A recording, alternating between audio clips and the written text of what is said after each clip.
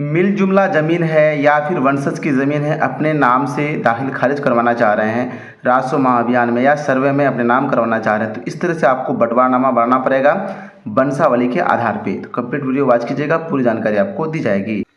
नमस्कार, सलाम, आदाब साथियों, मेरा नाम अब्दुल कलाम, यूट्यूब चैनल कलाम वीडियो में स्वागत है। चलते हैं वीडियो को शुरू करते हैं। हमारे बहुत सारे साथियों का कहना था कि सर हम जो बंटवारानामा करेंगे, चाहे मिल जुमला ज़मीन हो, दादा का, पिताजी का या चाचा का या भाई का आपस में, उसका जो जमाबंदी अलग अलग करेंगे, उसके लिए तो हमें क्या चाहिए, बंटवारानामा चाहिए। तो बंटवारानामा कैसे बनाएंगे, या फिर वंशज की ज़मीन है, वंशावली के आधार पर क्या करना चाह रहे हैं आप, अपने नाम करवाना चाह रहे हैं। मतलब इस तरह का क्या होता है कि वंशावली होता है, फॉर एग्जांपल समझ लीजिए, हमने वंशावली बनाने के लिए ऑलरेडी सेपरेट वीडियो बना दिया है, वीडियो के डिस्क्रिप्शन में लिंक रहेगा, या फिर सर्च कीजिएगा कि वंशावली कैसे बनाएं कलाम क्रिएटर, उसके मेरा वीडियो आ जाएगा सामने, देख लीजिएगा। वंशावली से क्या होता है कि जिसके नाम से ज़मीन है तो उसके कितने उत्तराधिकारी, मतलब कितने वंशज अभी वर्तमान में हैं। वर्तमान में कहने का मतलब ये है कि अगर कोई डेट कर गया, मान के चलिए ये पुत्र है, इसका डेट कर गया है, तो उसके बाद जो वंशज है, इनका जो वंशज है, उनके नाम पर ज़मीन होगा। तो उसके आधार पर क्या होता है कि जितने भी वंशज हैं, वंशावली से पता चलता है कि कितने वंशज हैं। वंशावली में किसका साइन होगा, अगर पंचायत है तो सरपंच से साइन कराना है, अगर नगर परिषद या नगर पंचायत है तो फिर वार्ड पार्षद के आदेश से साइन करवाना पड़ता है। अब ये बात वो तो होगी, अब ये होता है बंटवारानामा। क्योंकि आप जब दाखिल खारिज के लिए या फिर जो राजस्व महाअभियान चल रहा है या फिर आए दिन जो सर्वे का काम चलेगा, उसमें भी बंटवारानामा चलता है। बंटवारानामा का मतलब ये होता है कि आपकी ज़मीन है, मान के चलिए ये प्लॉट है, ठीक है, एक प्लॉट यहाँ पर है, सपोज दैट एक प्लॉट यहाँ पर है, तो 3 भाई से हैं, ठीक है, हो सकता है कि अधिक भी हो एग्जाम्पल के लिए। तो इस तरह का 3 पार्ट कर दिए हम, ठीक है। अब जो है इसका जो खाता खसरा है वो रहेगा, इसका भी खाता खसरा जो रहेगा, तो यहाँ कौन लेगा, यहाँ कौन लेगा, यहाँ कौन लेगा। मान के चलिए यहाँ कोई बगल में ले लिया, तो दूसरा तो चाहेगा कि यहाँ इसको बगल में से बीच में दे। तो इसी तरह आपसे सहमति करके कौन कहाँ लेंगे, आपको क्या करना है, वंशावली में, मतलब ये बंटवारानामा पे क्या करना है, दर्शाना है। ये हस्तलिखित अभी हम बंटवारानामा बनाएंगे। ये सर्वे के समय का जो वंशा उत्तराधिकारी का जो है, ये बंटवारानामा का एक प्रपत्र था जिसमें रैयत का नाम, पिता का नाम, अस्थायी पता, कौन सा खाता, खसरा, रकबा और चौहदी मतलब कौन से एरिया में इसको मिला, फिर जमाबंदी संख्या जो है वो।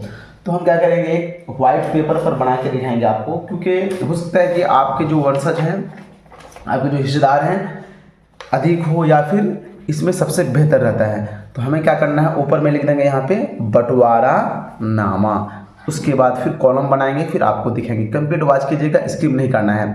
साथ ही आपको अगर राजस्व महाअभियान के अंतर्गत जो प्रपत्र नहीं मिला है तो आप कैसे डाउनलोड करेंगे, उसके लिए वीडियो बन चुका है। मैं राजस्व महाअभियान से रिलेटेड एक प्लेलिस्ट है, उसमें जाकर के आप देख सकते हैं, या फिर प्रपत्र कैसे भरेंगे वो भी जानकारी दी गई है। इसके अलावा भी आपके मन में जो सवाल है आप कमेंट कर सकते हैं, आपको कमेंट का 100% जवाब दिया जाएगा। आप सबसे एक ही शिकायत रहता है कि वीडियो को लाइक और कमेंट नहीं करते, कम से कम गुड वेरी गुड आप कहाँ से देख रहे हैं इतना तो जरूर कमेंट कीजिए। इस तरह का हमने क्या किया, एक फॉर्मेट तैयार किया। क्या लिखे हैं यहाँ पर, बंटवारानामा, उसके बाद क्या लिखे हैं, वंशावली के आधार पर प्रत्येक उत्तराधिकारी का दखल निम्न प्रकार। मतलब यहाँ पर क्या होगा कि दखल का तात्पर्य ये होता है कि कौन किधर लेंगे, इसमें आप लोग मेंशन कर दीजिएगा। उसके बाद बारी बारी से हम क्या करेंगे, इसको फिलअप कर लेते हैं। यहाँ पर मेरे स्थिति में क्या है, 3 उत्तराधिकारी, आपका 1 से अधिक होगा तो 1 से अधिक क्या करेंगे, नीचे कॉलम बनाएंगे। बाकी जो ये कॉलम है सेम टू सेम रहेगा। आप इसको जो है वीडियो को रोक करके बढ़ा करके आप देख सकते हैं, तब जा करके बेहतर समझ में आएगी। इसके साथ साथ कौन से डॉक्यूमेंट्स लगाना है वो भी बताया जाएगा। अब यहाँ पर आप देख सकते हैं कि जैसे कि हमने रैयत का नाम, पिता का नाम, रैयत का नाम जो नाम है उसका नाम यहाँ पर लिखना। ये क्रम संख्या हमको इस साइड में देना था, ठीक है, क्रम संख्या 1 2 3 जो थी इस साइड में देना था। आप कॉन्सेप्ट को समझिएगा। यहाँ पर रैयत का नाम दे देना है, उसके बाद पिताजी का नाम, उसका जो पता है वो लिखेंगे। अब खाता, खिस्सा, रकबा, चौहद्दी मतलब जैसे ये प्लॉट है, मान के चलिए एक ही अगर ज़मीन है, 3 भाई में वितरण होगा तो बराबर होगा, तो खाता भी सेम रहेगा, खिसरा भी सेम रहेगा। मान के चलिए हो सकता है कि खेसरा अलग अलग हो तो अलग अलग दर्शाइएगा। रकबा जितना डिसमिल हिसाब आएगा वो डालिएगा। चौहद्दी, इसका चौहद्दी इसके बगल वाला होगा, मतलब चौहद्दी मतलब ज़मीन के चारों तरफ का, वो डाल दीजिएगा। जमाबंदी संख्या मतलब ऑनलाइन जो आप रसीद कटाते हैं तो रसीद में क्या होता है, जमाबंदी संख्या भी डाला रहता है, तो जमाबंदी संख्या यहाँ पर डाल दीजिएगा। लेकिन हो सकता है कि एक से अधिक प्लॉट हो आपका, तो मान के चलिए क्योंकि एक से अधिक प्लॉट है तो जिसके एक का नाम लिख दिए, ठीक है, कुछ का भी कोई भी नाम हो सकता है। मान के चलिए रैयत का नाम क्या है, रहमत है, ठीक है, सपोज रहमत है, तो इसको ज़मीन कहाँ मिलेगा, ये 67 खाता हम दिए तो 67 में भी मिलेगा। खेसरा कितना है, 105 है। रकबा कितना, मान के चलिए 30 डिसमिल वाला ज़मीन है तो इससे कितना पाएगा, 10 डिसमिल। चौहद्दी में जो भी होगा उत्तर दक्षिण पूर्व पश्चिम करके आप लिख लीजिएगा। जवाबबंदी मान के चलिए 67 है, ठीक है, कुछ भी हो सकता है, 167 ही दे दिए। अब रहमत को यहाँ मिला, फिर क्या है कि आगे और एक ज़मीन है खाता 72 में, तो उसको भी मिलेगा, तो उसका भी नाम में लिख देंगे रहमत, ठीक है, क्योंकि दो जगह ना उसको ज़मीन मिला। तो इसका खेसरा कितना है, 72 है, ठीक है, खाता 72 हुआ, खेसरा 29 हो, जो भी आपका होगा एग्जाम्पल के रूप में हम ले लिए। मान के चलिए यहाँ पर 60 डिसमिल ज़मीन है, ठीक है, ज़्यादा है, तो कितना डिसमिल करके पाएगा, 20 डिसमिल पाएगा। चौहद्दी जो है वो लिख दीजिएगा। फिर पहला वाले का हो गया, जो पहला वाला वंशज है, उसके बाद दूसरा वंशज का नाम देंगे। इसी तरह करके एक से अधिक कॉलम बनेगा।